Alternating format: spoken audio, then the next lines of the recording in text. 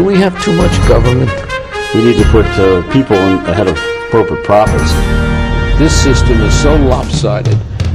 This threat is a real threat to democracy. And I think that's really important. That's something we haven't been doing in this country for a long time.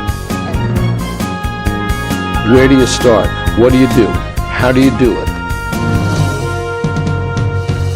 Access to Democracy is sponsored by Thomson Reuters, providing legal professionals with the intelligence, technology, and human expertise they need to find trusted answers. Products include Westlaw, Practical Law, and Firm Central legal practice management software for small law firms. Thomson Reuters, the answer company. Online at thomsonreuters.com. Access to Democracy is made possible in part by a donation from Firefly Credit Union. Firefly is the new name of U.S. Federal Credit Union, which has proudly served the financial needs of the Greater Twin Cities community since 1925. At Firefly, we guide our members forward and give them the power to chase dreams by delivering the financial solutions they need to get ahead. From checking accounts to mortgages, we'll light the way. We are Firefly Credit Union, and this is Life Illuminated. And Dr. Charles Crutchfield of award-winning Crutchfield Dermatology in Eagan, acknowledged as one of the nation's best physicians. A Minnesota native who trained at the Mayo Clinic, Dr. Crutchfield personally treats all patients and states that experience counts and quality matters. Crutchfield Dermatology. Look good, feel great, with beautiful skin.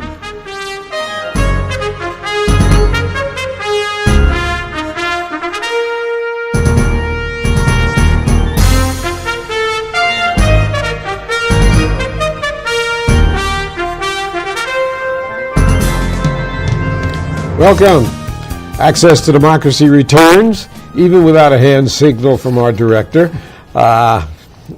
who's laughing in the control room. Happy to be back with you, Alan Miller, as usual, and Dr. Zach Sullivan of Inver Hills Community College, among other places. A return guest, but it's been a while since you've been here.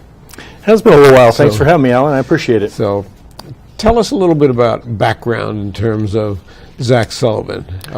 We know you got your doctorate now in education. Yeah, I did that a few years ago, focused on higher education, public policy, and curriculum development, which was something I was interested in. A master's degree is in political science. I did that at the University of New Orleans, and I know we were just talking about New Orleans and some of the work that you did down there post-Katrina.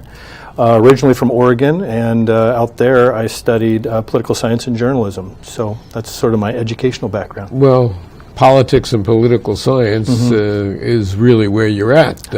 That's what I'm doing now. Yeah, I've been at Inver Hills full time now for 8 years, and it's been a wonderful experience. And I started at the community college level myself, so I've got a soft spot in my heart for community colleges, and I feel very fortunate to be teaching at one.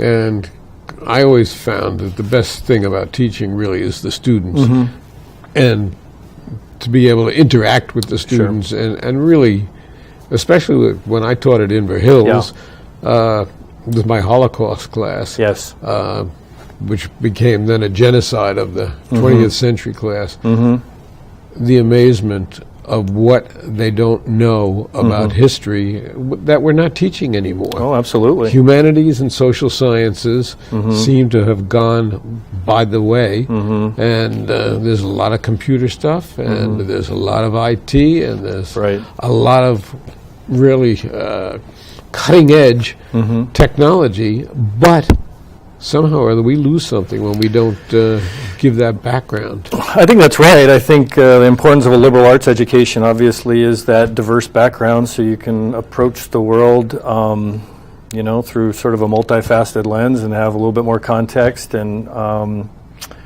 I do think that's important. I think sometimes we make assumptions that people who are maybe 18 or 20 or 25 have the same context for approaching any political situation, and they may not. And so I think that's the value of that diverse education. Well, it's really interesting to me to see the way students and millennials, as we're calling them these days, are reacting to Bernie Sanders. Because here's a fellow who's 74, And probably his greatest support is coming from, it takes me back to the 60s. It takes me back to the Vietnam protests that we were involved in, to see the groundswell of support that Sanders is getting from the young people. And I think part of it is that he's talking to things that they're not familiar with, but they're really, really important to them. I think that's right. I think that there's some hunger there, there's some anger there, and I think we're seeing anger in this election. Not everybody's tapped into it because it's very, the anger is in very specific parts of the electorate, and I think one part of it is people who might be 20 to 30 that sort of came of age during a recession where there weren't as many opportunities, where higher education was more expensive, perhaps unaffordable, or they're have decades worth of debt to look forward to with respect to that. Not the same kind of jobs that maybe their parents and grandparents could expect with a college education. And so while this anger is playing out in different ways on the Republican side and the Democratic side and the left and the right, you are seeing some anger and some disappointment, I think. And you're talking about debt. I think my daughter was well into her 40s by the time she finally paid off her student loans, because she went on to graduate school and then a further degree, and it mounts up, and it's amazing because thanks to the Republican House, a student can't discharge his or her debt in bankruptcy for what I think should be free, which is a college education. But Donald Trump can put a casino in bankruptcy and walk away from it free and clear, not having to pay anything off. Yeah. Well, it is, the modern financial aid system kind of comes out of the Great Society programs and Lyndon Johnson, and created for the best reasons, which was it used to be that if you didn't have the money to pay your tuition that day when you entered college, you didn't go. You didn't have a way to finance it. So things like the GI Bill, things like federal student financial aid had a democratizing effect on higher education, which is wonderful. However, that ability of basically our government to say, hey, we'll be your co-signer, has been abused. And because people don't have, they're not backing up their loan, they've made these decisions politically that's not debt that you can dispose of as you can with other forms of debt. And as we saw with Donald Trump, he's been able to avoid personal bankruptcy, but at the same time have several businesses that have declared bankruptcy, and a lot of people have lost their mony who were investors in those organizations. So we've mentioned Sanders and we've mentioned Trump, but let's do Zach Sullivan analysis of the two parties and the presidential election. Whoa. Where do you start? It almost seems a little bit like a well-orchestrated practical joke at this point, particularly on the Republican side. I don't think anyone would have imagined such a circus. I mean, the debates have been wonderfully entertaining, but obviously frightening from a perspective of governance. And the level or the depth that it has dropped to is really, really incredible to me. Sure. I mean, and you take a look at the last couple cycles and the people, the eventual nominees for 2008 and 2012, whatever you think about their political positions, these were very serious people who understood policy. Governor Romney, John McCain. And again, whether or not you agree with them on their positions, these are serious individuals leading a serious party. And we're just not seeing that, particularly from Trump.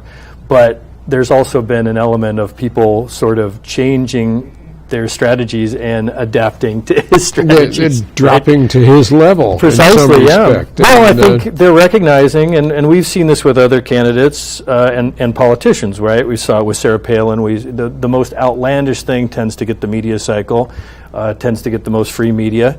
And so people who entered this, candidates who entered this wanting to have a policy debate, realized that was boring. And they had to quickly get to the name calling and the insults and that sort of thing. It's just, to me, with the Trump campaign, there is no truth. There is nothing that he says that I can believe. Sure. And he's been proved time and again to just be uttering falsehoods. Sure. That I don't understand how he has gotten the following he has. They say it's because there's a large segment of the population that's disturbed. They don't see their wages going up. They don't see their lives getting better. And this is probably true. Statistically, we know it's true. But is he the answer? I think he's the antithesis rather than the answer. So, Well, that seems right. It was interesting last night watching I think it was the 11th debate, and the Fox folks, they went after him, Trump said, he could save $300 billion by doing a better job negotiating drug prices for Medicare. And then, of course, they pointed out that Medicare spends a total of something like $86 billion. So it was obviously impossible to save $300 billion when the total expenditure was something like 86. And I think that's what it's really going to take. But maybe elaborating on your point, does it really matter to his followers? And it doesn't seem to. No. They don't seem to be interested in him in terms of public policy. They seem to be interested because he's tapping into that anger, that feeling of deprivation that a certain component of the population has, that their expectations are not being met, that things are not working out as well for them as they thought. These are folks probably that perhaps could have gotten a good blue collar or union job right out of high school, and obviously those kind of opportunities aren't there. They tend to be disproportionately male. They tend to be disproportionately white. They tend to be disproportionately more poorly educated. And the Republicans also have done everything they can to diminish, if not absolutely put unions out of business. Yeah, I don't think that connection's being made, though. And if you take a look at sort of the rise and fall of collective bargaining and unionization, a state like Minnesota that once had perhaps almost half or even a little more than half of workers either in a union or the beneficiary of collective bargaining, if you take a look at the rise and fall of that, you can take that graph and stick it right on top of the rise and fall of the working class in the United States. I mean, so collective bargaining, unionization, obviously these aren't the only factors, global competition, a much more globalized economy. But I don't think this group of folks they're not seeing it through that lens. They're looking for very specific culprits for why they don't have the opportunities that they thought were coming their way. Or a Pied Piper who will lead them to the river where they all drowned. Well, I think what he's doing is pointing at people from outside the country or immigrants as the responsible party for this. Of course, when people actually analyze this, they don't see that to be the case. And to some extent, he's talking about trade, and there's a role of trade here. But the reality is that the decline of collective bargaining and the diminished opportunities for a middle-class wage for people without a post-secondary education, it's just not there anymore. College has become what high school used to be. Right. And it's a much different experience. So I think those people who I think one of the reasons why Trump caught a lot of people by surprise, including a lot of political scientists, is because he is tapping into a world that people who have the benefit in education might not see every day.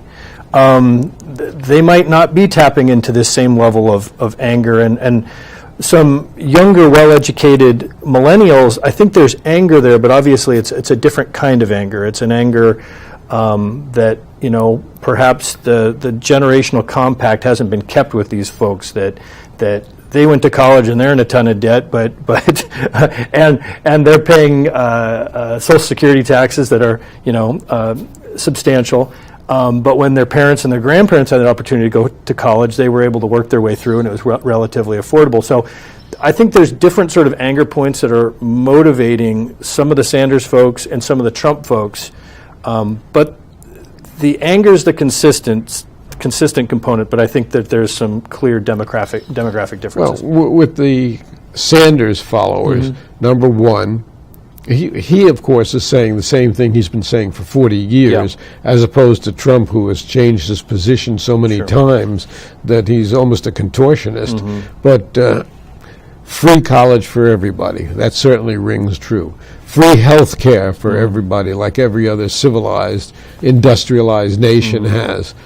Those are things that are really meaningful to that age group, that population. And here's a man who's been consistent Sure. among other things, supporting the labor movement, things like that. No, I think that's right. And, obviously the Clinton people are going to argue for more incrementalism, and they're going to argue for much more of a pragmatic pathway forward. I think a lot of times with Obama, people projected attitudes on him that he never truly had, that he was always much more of a pragmatist than many of his followers wanted. Yeah, I think a centrist in many respects. In many ways, and in some ways, I always find it interesting that he's being portrayed with regards to things like immigration as being soft on immigration, when the reality is quite the opposite. That border enforcement, deportations, these things have dramatically increased during the Obama years. More than ever before Yeah. last year in terms of people being sent out of the country. So I think it's striking sometimes how the data tells a very different story about these folks, and and again, with respect to Trump, I think he's tapping into some things. I think that rhetoric on political correctness, there's some percentage of the population that's almost a dog whistle. It means that finally someone's telling it like it is, and these are some self-evident truths that he's sharing. There, I think, again, is a segment of the population that when they couldn't get excited about a Mitt Romney or a John McCain because they thought they were as much a part of the problem as anybody else.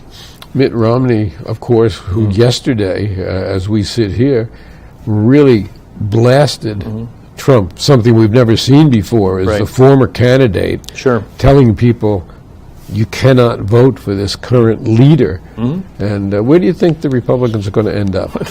That'll be fascinating. I mean, it's fascinating to watch this stuff with students, and obviously as someone who studies political science and teaches it for a living, because I would love to be able to watch a brokered convention, negotiated convention in real time. I mean, just as it was an opportunity, a couple decades ago, again, not a positive one for the Clintons, but an opportunity to see an impeachment trial in real time. There's very few people that get a chance to see that. We haven't seen a brokered convention on the Republican side, I don't think, since the late 40s, 1948, something like that. So, I mean, I'd love to see that. At the same time, is it healthy for our democracy? Is it healthy for our political discourse? Probably not. But, Mitt Romney understands something that people who have governed and people who have legislated understand, that being a governor or being a political leader it's a vocation. It's not just a popularity contest. It's not just an opportunity to spout whatever will get you in the news. And so Mitt Romney understands that there is real responsibilities and a skill set that goes hand in hand with being a president or a governor or a legislator, and he is probably, like anybody else would be, terrified. I mean, you wouldn't go to an amateur dentist. You wouldn't, you wouldn't say, boy, I really want a dentist who just tells me like it is, but I don't care if he understands dentistry. Nobody would do that, but we seem to have an individual right now who's leading the Republican Party that has no understanding for the responsibilities and the institutions that he'll be running. Is it too late for them to stop him? Well, it is interesting because I always thought the conventional wisdom was right in this area, which was that once folks started to no longer be viable, that they would wrap themselves around the remaining candidate, right? But now it's starting to seem that the polls indicate that he's going to keep winning. And so now, ironically, the reverse might be true. It might be in the best interest for a non-Trump candidate for all of them to stay in, maintain their delegates, and just deny him a majority of delegates going into the convention, and then wheel and deal. And after they vote, the delegates are no longer bound to support the candidate that they were sent to the convention After that to support. first vote, yeah. Yeah, and then it's pandemonium, and then you go to the second, third, ballots, and then, it's anybody's game. Now, what do you see on the Democratic side? Nothing quite so interesting. It looks like Hillary Clinton is and you take a look at the polling, and that she's on a pathway to the nomination. But Bernie Sanders has suggested that he's going to take it all the way to the nomination, and there's power in that because you're bringing your delegates there to impact the party platform. You're occupying, hopefully, for his supporters, a key speaking position She's in the already, convention. when I say she, I mean Hillary has already moved to the left several times on several important Yes. things, not the least of which is the Trans-Pacific Yes. Trade Pact. Right. And, Well, I think it's a clear, we see this with candidates. A lot of people say, well, it's irrational that they're running or whatever. But I mean, if you take a look at Nader's impact, he had an impact when he ran, particularly the first time. If you take a look at Ross Perot's impact on really focusing on deficit spending, he really impacted Clinton's position once he took office.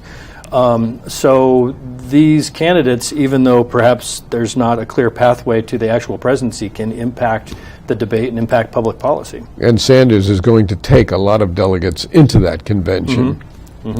And he seems to have the money to do it, because obviously a lot of people are donating $10 and $20 and $50. And so, what would usually hamper a candidate like Sanders is that he would essentially run out of money because people would no longer see a path to the nomination. And he's But got I don't more think that's gonna money, be a problem. more money than any other candidate has raised. Yeah. So I would take him at his word that Even with he's able to Hillary's take it all the way super there. PACs. Yeah. I mean, I think, we saw that with Obama, just all, when you end up with millions of small donations, it adds up. And so I would take him at his word. I mean, he may very well not concede and just take it all the way to the nominating convention, which, again, makes it interesting for people who study and talk about this stuff. Now, here in Minnesota, we had a caucus on this past Tuesday night. Funny, I was going to write an article really saying it's time to get rid of the caucus system. Right. And I see several people are out there in front with it, including the governor. But I think it's a terrible way to select candidates. The reverse side of that is that Trump didn't win in Minnesota. Sure. And Sanders did win in Minnesota. So you have to be proud of your state in that regard if Right. you're supporting Sanders, as I am. Yeah. But what do you think about the primary system as Right. opposed to a caucus system? I think it's, the caucus system has its strengths and weaknesses. Obviously, it really allows individuals at the neighborhood level, so a precinct is the smallest political subdivision in the state, which I'm sure you know, and it allows people from that community to serve as delegates to the next level, sort of bypass elites in the party. And there's something that is empowering about that, but there's a time commitment. Obviously, it takes a couple hours. It's in the evening, people who have kids, people who are busy, so it's not, it doesn't encourage sort of a representative group A lot of people. senior citizens, a lot of disabled people unable to get there, a lot of people who have nighttime jobs. Absolutely. People who work in restaurants, things like that. Yeah. So it really disenfranchises those people. You which could, is you could make that argument. On one hand, like I said, there is the ability for your average Joe who's got the time to maybe get involved in a level that might be harder to break into if you're in a primary system. But there's that downside. And then, again, fewer people are able to access the polls. We tend to see between about 3 and in a really high turnout year, 10% at the very top end. which is what of we have eligible here, voters. I believe. Yeah. So that's not a huge segment of the society of Minnesota voters. So it's a problem. Primary systems obviously are more democratic in that regard, and so it's an interesting debate that I have with students, and you can tell. I guess I see the advantages of both sides. One of the things that troubles me about the democratic system is that there are 20% of the delegates are super delegates. These are people who are anointed ahead of time, mostly office holders and Right. things like that. But why should this 20% be in a position often to be the balance of power, whether it's at a convention or otherwise? And in fact, without superdelegates, most of whom are committed to Hillary Clinton, the race would be much closer for the Democratic nomination. Yeah, isn't that such an interesting component of our politics as a whole? Is like, how much democracy do we want? I have a feeling that there's an awful lot of Republicans that would like to see less democracy in their nominating convention, because if they had superdelegates, they would probably be lining up against Trump, and it would be more likely that someone would overtake him. Like you said, there's about 20% of the delegates on the Democratic side that are mayors and governors and so forth, and they get to go and vote their conscience on the first ballot. It is not democratic. It is more elitist, but it's designed to have a stabilizing force within the party. But I think this year's a great contrast, which is, let's say you did have a figure, a left-wing Trump, and I don't think Sanders is a left-wing Trump. Do you want that safety valve there? And but it is not particularly a democratic one. No, it takes away the power of the people, It does. so to speak. Yeah, but what you're seeing right now on the Republican side is the power of the people. You're seeing people who are mobilized into political action, many of which you have been kind of apolitical in the past. There's resentment, there's deep-seated anger, and they have And taken over that big turnouts. process. And a big turnout. And these are Yeah. folks that probably haven't participated in the past. At the same time, they may be moving toward the support of a candidate that is not going to be particularly competitive in a national election. We don't know. We don't know. Yeah. What are your predictions here as to who gets the Oh, nomination? boy. and Well, it's who's funny. doing it? Any student that's had me for the last couple of years, the whole Trump thing came up, and I've been poo-pooing that for, so it just shows how Yeah. wrong I am. I never thought he had a path to get the I Republican nomination. gave him 4 months. Yeah, I didn't. And he said so many things that I thought would be deal breakers the whole way. So, what do I know, right? But, I don't. If you take a look at the state-by-state contest in the general election, I just don't see a pathway for Trump to win the Electoral College, and this is a very different country. It'll be a very different country than the one I perceive if some of these statements continue to go unchecked in a general election. I mean, remember, the people that show up for primary and caucuses are much different voters than the ones that show up in a general election. I just don't think this is going to fly in a general election, and so I think that the Hillary Clinton, while not offering this, yes, we can type of election, I think people are going to obviously see her as the adult and the reasonable choice. And interestingly enough, almost nobody is focusing on the fact, or maybe they're just starting now, that with the Republicans shutting down the Supreme Court nominating Yeah. process, if they continue that, the next president is going to be able to, excuse me, appoint at least one, if not several, Supreme Court judges. Sure. And that will change, Absolutely. like the Warren Court did, the balance of power for years. I'm glad you brought that up. I know we're running out of time, but I think the tandem of those things, potentially Trump as the nominee on the Republican side, and then this issue with regard to not filling that vacancy, which I see as in direct violation to what the Constitution calls for, or at least holding hearings on it. Nobody says that anybody has to support anybody they don't want. So I think the combination of those two things are going to shape this election. And interesting. Anything really exciting that you want to talk about? Well, we have 20 seconds left, so No, I think this election season doesn't need any propping up. It doesn't need any selling. It's been fascinating to watch. we got to follow it further. Have look you forward to back, Zach Sullivan, Inver Hills Community College. Thank you. and Thank you. Hope to Appreciate see you it, Alan. soon. Yeah, thank you.